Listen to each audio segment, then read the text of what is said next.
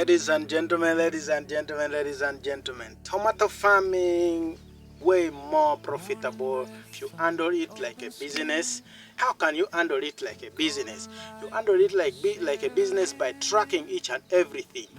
So in today's video, I'm going to break it down. I'm going to tell you 3 things that if you do it carefully, the way I will be telling you, you will make a lot of profit from tomato. Just stick around right through to the very end of the video to get all the information you will want to know.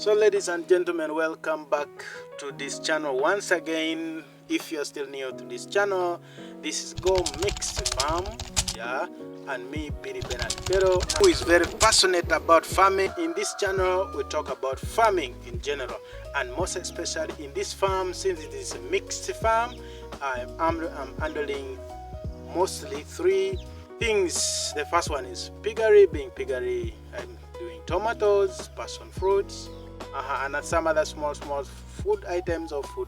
So today, as I told you at first, we are going to look at 3 things that if you do it well in tomatoes, can make you a lot of profit. First, you need to maximize the production. How can you maximize the production?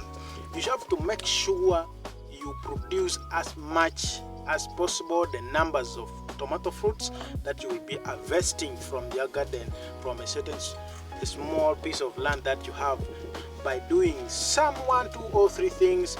That the first one is by proper management of the tomato plants, or tomatoes from as seedlings coming to growing up, flowering and fruiting. So you have to make sure you raise them well from the nursery bed and up to the time of transplanting. When they are strong enough, they can catch up very fast and grow faster also. Transplanting, if you're transplanting the tomato, or if the transplanting time has come, you have to make sure you transplant them well and with the recommended spacing, which is 50 centimeters by 50 centimeters in between them. And with the fertilizer, at first you have to transplant with the fertilizer, and you make sure if there's rain, when it has rained, then you transplant your tomatoes. Like most especially me, I recommend evening hours, because at that time the temperature will have lowered down and the sun rays or the heat will not be there, so your crops will be there throughout the night and the next morning when they have already caught up.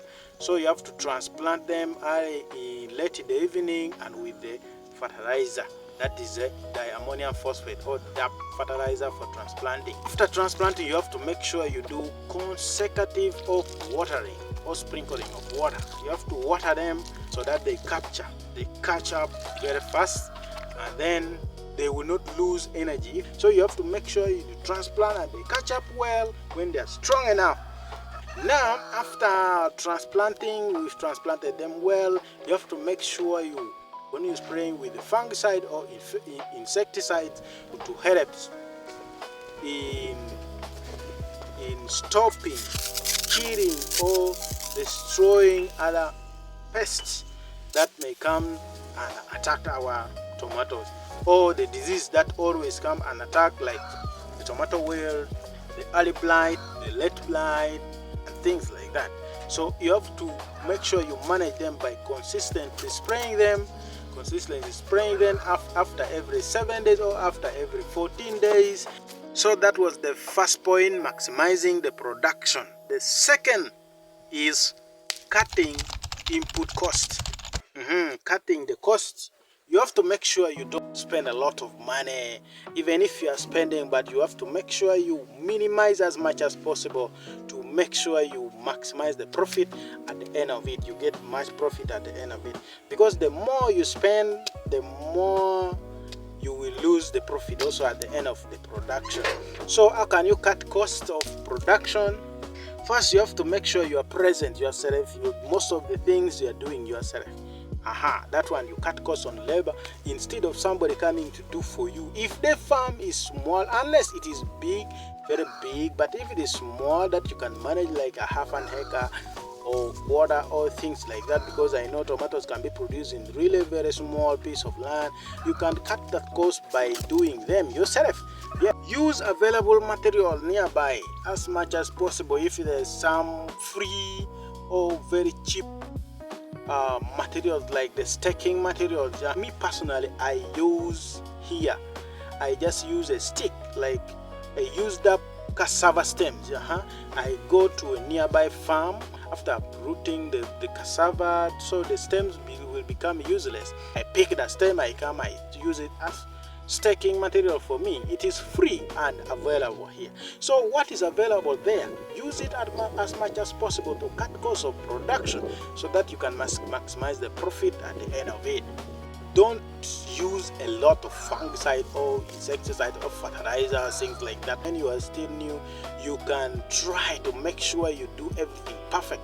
So at first, I bought as much fertilizer as possible and the fungicide and everything, but I realized tomatoes you can even raise with only one fertilizer application. Yes, put fertilizer once and just keep sprinkling water, just consistent sprinkling and weeding, staking, pruning. Yes, you transplant it and wait. After 14 days you apply the DAP, the ammonium phosphate. After applying DAP, leave it, it will produce.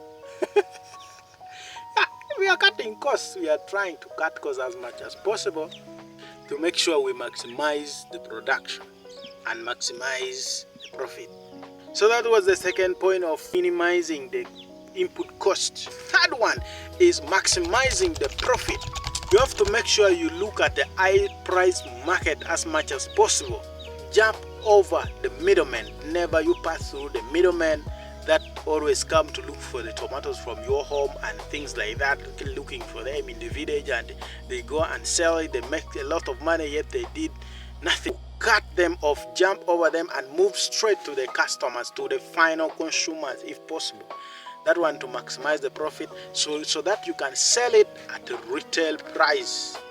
So to summarize it, here we talked about three things that if you do it well, you understand the profit of growing tomatoes. The first one, we talked about maximizing the production by doing proper management of tomato seedlings, tomatoes in the main field up to the harvesting time, to make sure they produce many tomato fruits as much as possible so that you get a lot of product for sale.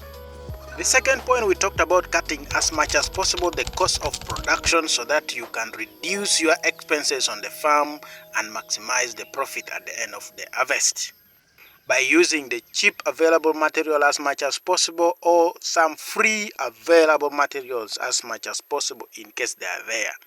The last but not the least, that is the third point, we talked about maximizing the profit by jumping over the middleman and moving straight to the customers or consumer yourself and sell your products at a better price, the best price actually, to maximize the profit. So I hope you have enjoyed the video. Please don't forget to hit the subscribe button, click the notification bell for the new upload for the next video, and don't forget to share it to your families and friends. Like the video, leave anything you think about in the comment section, and have a great day. Thank you for watching.